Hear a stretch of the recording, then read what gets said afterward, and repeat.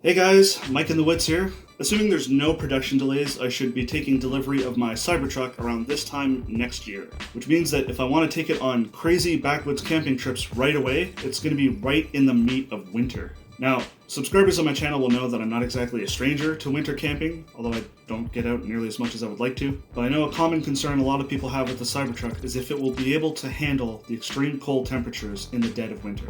Well, obviously the Cybertruck itself isn't out yet. We can take a look at other Tesla vehicles to kind of draw some reasonable conclusions as to how it will fare in the winter weather. And spoiler alert, probably a lot better than you might think. So subscribe if you haven't already, and let's take a look.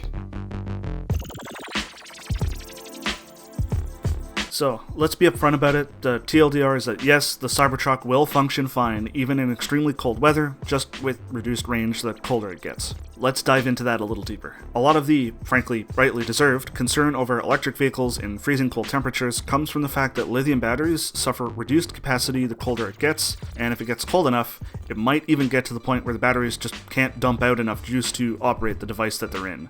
I actually experience this myself with my camera equipment whenever I try and film winter camping trips. However, what most people don't seem to realize is that this effect is only in place so long as the battery remains cold.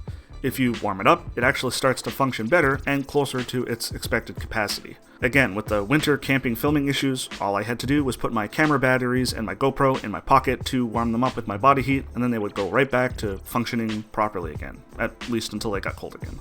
So the issue becomes keeping the battery warm while it's in use. And one way of doing that, if you are familiar at all with anything that draws a lot of power, is to simply use the battery. Flowing current causes heat through resistance, which warms up the battery, especially while doing high draw driving like on the highway.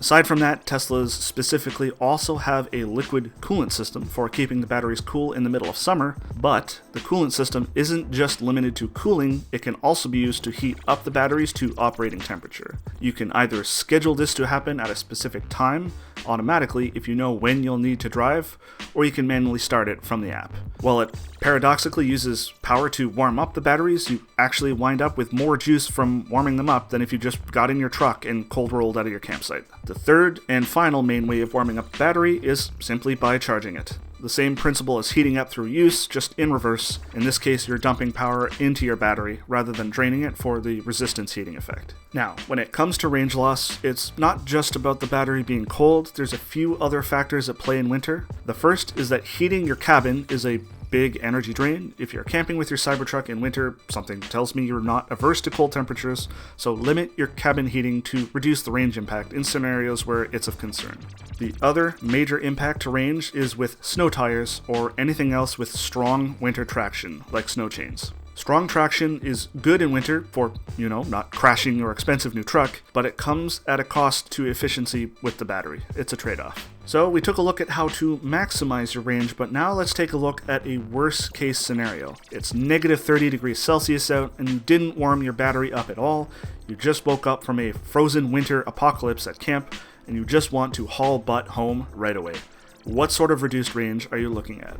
Well, from the worst case scenarios I've seen online, you're looking at a range decrease of up to around 40%. Being a cautious guy, I like building in an extra margin of error, so I would personally prepare for a loss of 50%, or half. And to be fair, that is a significant amount, but remember that the dual and tri-motor variants of the Cybertruck have a specified range of 300 plus to 500 plus miles respectively on a full charge, which means that you're looking at, again, worst case scenario, 150 miles to 250 miles with a freezing battery with no chance to heat it whatsoever beforehand. And like I said, remember it'll warm up as you drive it, especially on the highway, so I really don't think you're likely to bottom out like this, but still, it's good to know the absolute floor so you can plan appropriately. Okay, aside from the operational range of the truck, there's a few other odds and ends to cover, one of which is handling. Winter in the backcountry is absolutely nasty for vehicles, and I wouldn't dare bring my current Mazda 3 anywhere near unmaintained roads in the Canadian winter. The Cybertruck, on the other hand, is spec'd out to absolutely dominate in the wintry backcountry. There's a reason I'm getting one. I won't go too deep into its off-roading capabilities, as I've actually already done a video on the topic, which you can check out at the top of the screen and in the description, but it basically benefits from two primary characteristics unique to electric vehicles. The first is that because it's a skateboard design like all other electric vehicles, it has a very low center of gravity. The second is that because it has electric motors, it has instant torque to the wheels. These two factors combined make Teslas some of the best performing vehicles in the winter for traction control, and I'm sure the Cybertruck will be no different. The final point of conversation about the Cybertruck in winter weather is one that I'm sure everyone who does a lot of winter driving can appreciate, and it's all thanks to the truck's stainless steel body. No rust. So, what do you guys think? Did this expected winter performance turn out better than you were expecting? Any particular things not covered that you'd like to know? Let me know in the comments down below. I'd like to keep a finger on the pulse of the Cybertruck's expectations. And like I said, I'm putting my money where my mouth is. When I get mine, you can bet your bottom dollar we're gonna abuse the ever-loving heck out of this thing for your entertainment. So make sure you subscribe so you don't miss out. I have a growing collection of videos I've done on the Cybertruck, so check out the description for the links. That's me for now, guys. I'll catch you next video.